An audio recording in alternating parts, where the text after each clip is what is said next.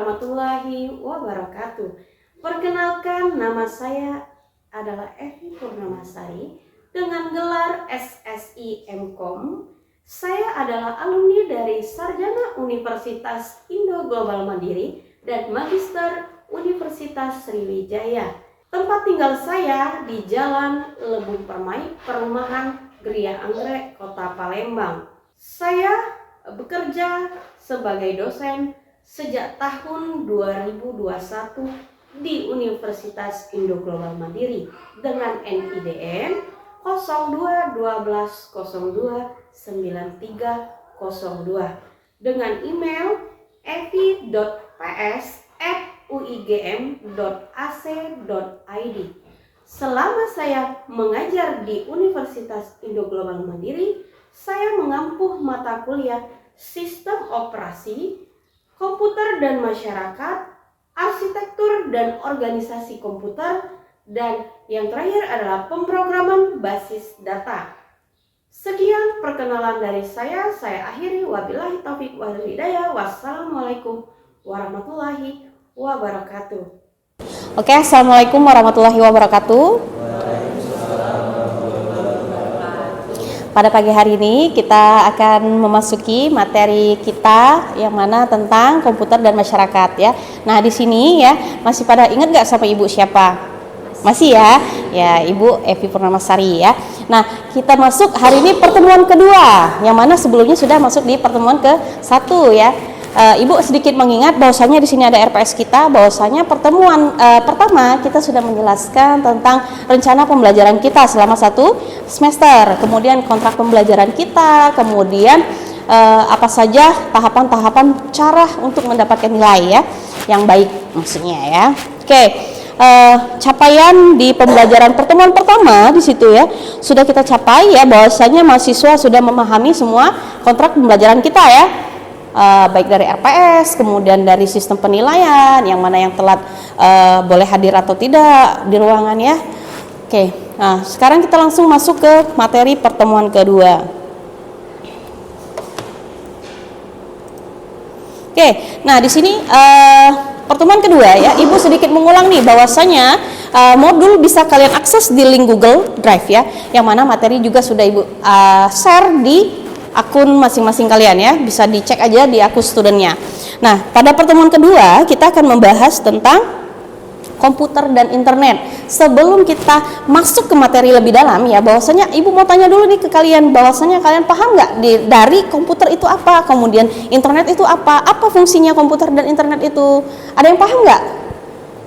Mungkin paham tapi nggak mendalam ya. Oke, kita langsung saja ke materi ya. Oke, ibu anggap semuanya belum begitu paham ya.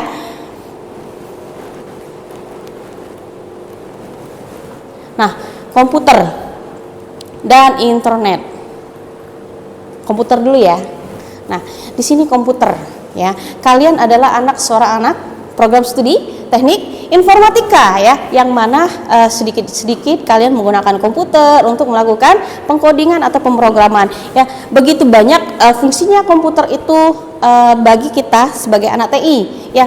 Tapi tidak semua hanya seorang anak TI aja yang membutuhkan komputer ya, tapi masyarakat, di kalangan masyarakat itu juga banyak membutuhkan. Contoh, ada yang bisa kasih contoh? Ada? Lakta? Di kalangan komputer, di kalangan masyarakat membutuhkan komputer? Ada saja, baik dari segi bidang bisnis, kemudian dari segi kesehatan. Kenapa ibu bilang ada ya? Di bidang kesehatan, semua pemberkasan bisa masuk ke sistem itu berada di komputer ya. Oh nggak perlu nih sekarang bahwasanya kita harus ngantri ke rumah sakit misalnya ya untuk melakukan pendaftaran, bisa melakukan dengan menggunakan komputer dari rumah. Tentu tidak hanya bisa hanya menggunakan komputer saja untuk mendaftar. Kita misalkan masuk rumah sakit nih, misalnya kita mau berobat, pendaftaran di rumah sakit, enggak hanya menggunakan komputer, dengan menggunakan internet. Komputer tanpa internet tidak bisa begitu berjalan untuk mendapatkan pendaftaran di rumah sakit tadi ya. Bahwasanya komputer dan internet itu sangat berfungsi, ya, berguna bagi kalangan masyarakat. Itu di segi kesehatan, ya, banyak sekali bahwasanya fungsi dari komputer itu. Nah, di sini ya, pengertian dari komputer. Komputer adalah alat yang dipakai untuk mengolah data, ya. Tadi untuk pendaftaran, mengolah data di rumah sakit juga bisa dia menggunakan data. Oh, siapa saja yang mendaftar sudah terrecord di komputer, ya.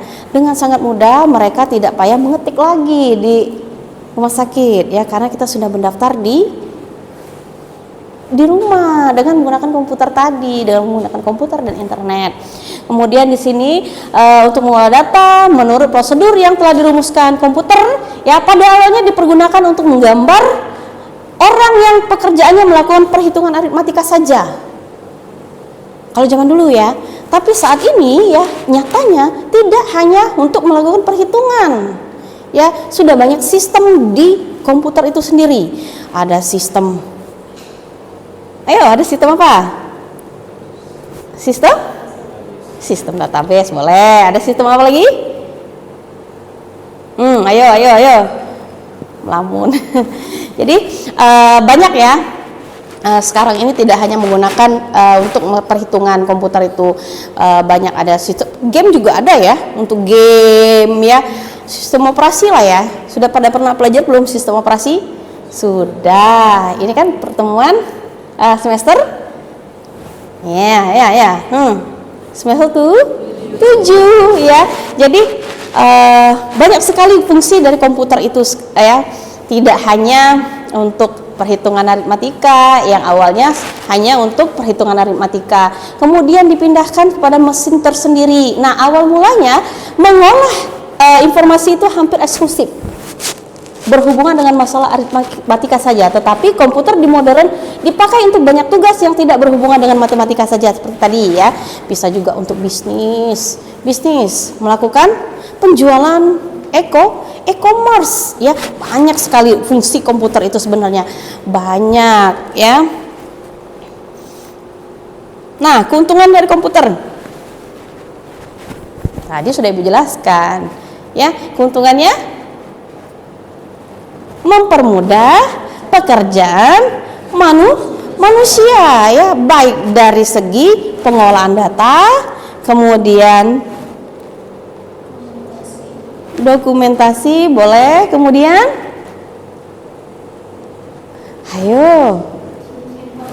informasi, boleh, ada lagi?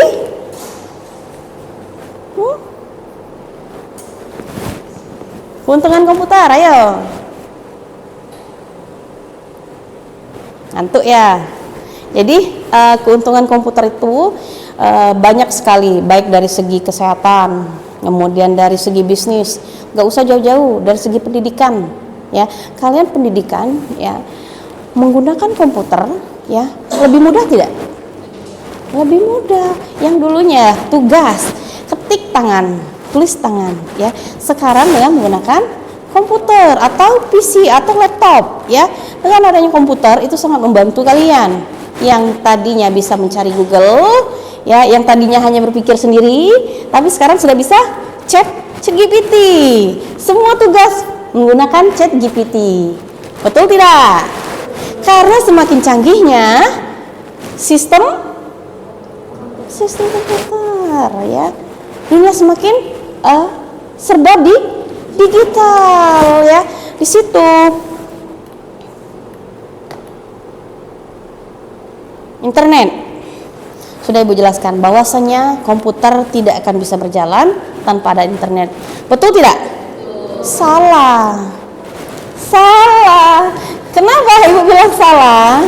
Kan bisa juga tanpa menggunakan internet. Contoh tadi mengetik, ya, kemudian mungkin bisa melakukan perhitungan manual. Itu nggak perlu internet. Tapi dengan ada internet, komputer jauh lebih sempurna dalam penggunaannya, baik untuk mencari informasi, kemudian baik untuk melakukan komunikasi, ya, telekomunikasi. Kenapa Ibu bisa bilang telekomunikasi sebagai alat komunikasi jarak jauh?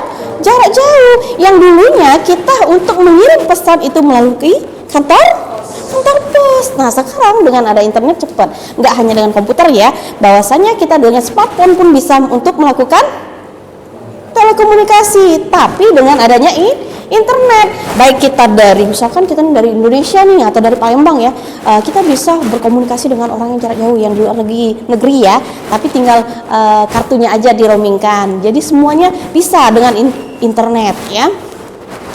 Kemudian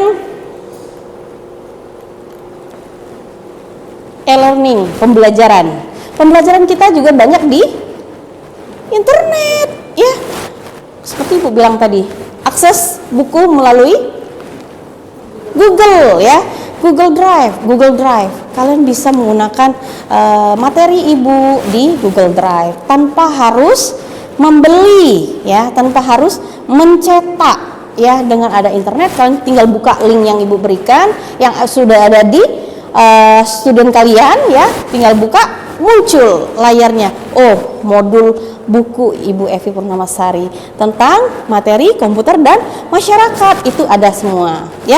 Makanya dengan pembelajaran dengan adanya internet, pembelajaran kita jauh lebih efektif ya, efisien, kemudian mengurangi biaya. Coba kalau nggak ada internet, kalian Ibu suruh beli nih, oh beli dulu kalian buku komputer dan masyarakat di Gramet 150.000 satu bukunya ya. Gimana kalau referensi bukunya ada berapa? Ada 2, 300.000, udah ngalahin SKS ya, 300.000. Nah itu lebih menghemat uang ya, salah satunya. Oke, pengertian internet ya, fungsinya tadi sudah ya. Nah, sebenarnya ada pengertian definisi dari internet itu berapa dari menurut para ahli ya. Ada menurut Auburn, kemudian Bernard-Lee, kemudian ada menurut Sarbo. Tapi ya ada beberapa ahli ini tiga para ahli. Nah, mereka ini sebenarnya sama saja. Poin yang intinya bahwasanya dia menjelaskan bahwa internet itu sangat membawa manfaat ya, manfaat dampak positif ya. Kemudian suatu jaringan lokal yang terhubung dengan jaringan yang lain, positif juga ya, bisa menghubungkan kita dari komunikasi tadi ya, komunikasi dari jarak jauh. Tapi ya di sini yang Ibu jelaskan bahwasanya dari awal sampai akhir sampai pertengahan ini bahwasanya internet itu dampaknya positif semua ya. Ada nggak Bu dampak negatifnya? Ada nggak kira-kira? Ada ya, dari segi banyak nih, dari segi apa aja dampak negatifnya nanti Ibu jelaskan ya. Dari segi pembelajaran nggak semuanya positif tadi, oh bisa mencari tugas, ChatGPT segala macam. Pertama, dengan ada internet kalian bisa jadi malas berpikir dengan adanya ChatGPT sekarang. Oh, tolong buatkan tugas Bu Evi tentang ini, tolong carikan, muncul semua. Berpikir nggak kalian? Nggak ya, berarti menimbulkan kemalasan ya. Jadi kalian itu memang mudah nih jawaban, oh 100, tapi isi kalian nggak ada ya. Itu yang tidak diharapkan kami ya. Memang internet bisa memandu kalian bahwasanya lebih baik dari segi penilaian, tapi wawasan kalian tidak akan meluas dengan adanya ChatGPT ya. Makanya kami sebagai dosen tidak menyarankan kalian menggunakan ChatGPT seutuhnya. Boleh dilihat tapi untuk di parafrase, oh bahwasanya soal Bu Evi ini jawabannya segini nih, oh aku harus gini. Nah enggak semuanya di copy paste ya. Kalau kalian copy paste itu akan menimbulkan kalian malas. Nah itu salah satunya. Kemudian banyak ya permainan game-game online ya, ataupun enggak yang online ya, itu membawa dampak. Apa dampaknya Bu? Kecanduan, terus kesehatan banyak ya. Kecanduan seperti apa?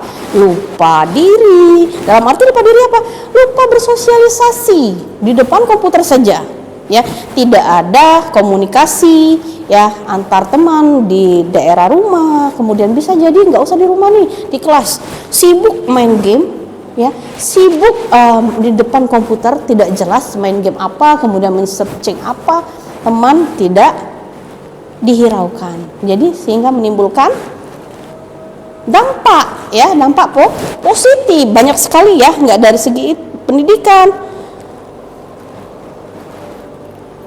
Nah, sejarah internet bisa dipelajari bahwasanya sejarah internet itu sudah lama ya, nggak hanya baru saat ini. Bahwasanya pada tahun 1993 mulai dikembangkan internet untuk mendapatkan nama domain dari publik ya.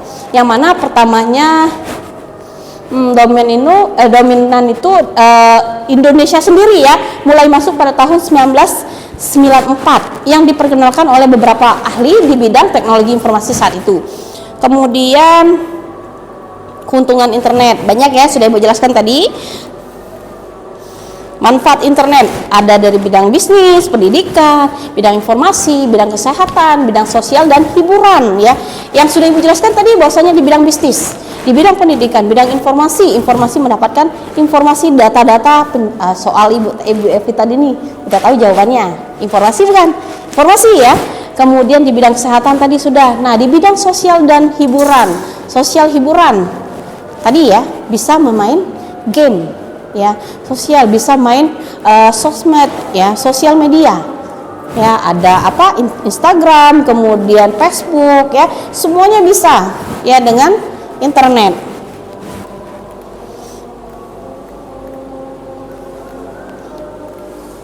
Banyak ya peran komputer itu di masyarakat. Kemudian di sini habislah masa penghujung dari materi kita ya. Kita masuk ke sesi tanya jawab. Di sini ya, yang bertanya itu bukan berarti dia bodoh ya. Nah, tapi melainkan ingin pintar. Kenapa Ibu bilang kan ingin pintar? Ingin mengetahui apa saja sih yang kita bahas nih sebenarnya lebih dalam lagi ya. Jangan diiniin ya. Oke, dari yang Ibu sampaikan, apakah ada yang mau bertanya nih? Boleh, siapa dulu nih? Ini dulu. Assalamualaikum warahmatullahi wabarakatuh. Nama saya Pertama. Di sini kami ingin bertanya. Tadi kan Ibu jelasin komputer kan, terus tuh komputer kan banyak membantu manusia dengan penggunaan komputer yang tidak lepas dari kehidupan sehari-hari. Di samping itu tuh ada nggak sih dampaknya untuk kesehatan kita sendiri gitu, dalam penggunaan sehari-hari? Oke, Adit ya. Nah, di sini Ibu jelaskan bahwasanya dampak dari kesehatan dari penggunaan komputer yang terlalu lama ya, itu ada jelas dampak kesehatannya. Contoh, kita terlalu lama di depan komputer itu bisa merusak mata. Ya, nggak hanya mata sebenarnya. Yang kita ketahui, oh hanya depan layar itu fokus ya, tapi hanya merusak mata nih, enggak. Semuanya bisa rusak seperti pergelangan tangan. Karena kita selalu gini nih, ya, selalu ngetik kayak gini itu bisa merusak pergelangan tangan. Kemudian otot-otot juga. Kalau kita menggunakan komputer ya, dengan fokus sudah lebih dari 15 menit itu sudah merusak. Kenapa Ibu bilang otot kita di sini kalau kita gini ini fokus nih kaku. Ketika kita mau gini sakit. Nah, makanya kalau ada triknya ya, bahwasanya kita menggunakan komputer itu boleh lama, tapi misalkan dengan mata kita harus sering-sering berkedip, toleh kanan dan toleh kiri, kemudian tangan jangan selalu gini ya. Nah, berhentikan dulu atau gimana ya, misalkan atau berdiri dulu ya. Makanya kita tidak dianjurkan menggunakan komputer itu berjam-jam dengan tidak jelas ya. Oke, ada lagi? Paham nggak? Paham ya? Yang lain paham nggak? Paham ya? Oke, tuh silakan. Ya. Oke, peran komputer di bidang pendidikan. Pertama, ya, kita tadi ya materi kita bisa diakses melalui Google Drive, ya. Sangat berperan nggak? Berperan. Tentu bilang Ibu berperan. Kalian nggak perlu beli. Tadi sudah Ibu bilang kalian nggak perlu misalkan Ibu cetak nih atau Ibu sudah belikan, Ibu wakilkan dulu belinya, kemudian Ibu ada. Kalian tidak perlu ke kampus atau tidak perlu ke Gramet. Ya, perannya sangat banyak komputer. Kemudian materi-materi sudah Ibu upload di student kalian ya. Nah, itu bisa kalian lihat baik dari segi RPS, kontrak pembelajaran, kemudian materi kita, bahkan sudah materi dari pertemuan 1 dan pertemuan ke akhir sudah Ibu upload semua ya. Dengan mudah kalian bisa mengakses materi-materi yang sudah kita buat untuk kalian ya. Ada lagi? Paham? Oke. Yang lain paham ya? Oke, ada lagi yang mau tanya? Habis? Paham semua? Oke, kalau paham semua, Ibu ambil kesimpulan ya, bahwasanya komputer itu sangat bermanfaat di masyarakat ya, baik dari segi anak-anak, kemudian kalangan dewasa, kemudian kalangan remaja, bahkan dari kalangan orang yang bekerja ya. Semuanya lebih mudah dengan menggunakan komputer dan internet. Nah, di sini Ibu coba tanya satu orang yang bisa menjelaskan bahwasanya fungsi dari komputer itu apa gitu loh. Ada orang yang bisa? Mungkin, oh ya ini boleh. Bebas, komputer aja atau internet juga yang kamu pahami dari materi yang sudah Ibu sampaikan. Ya.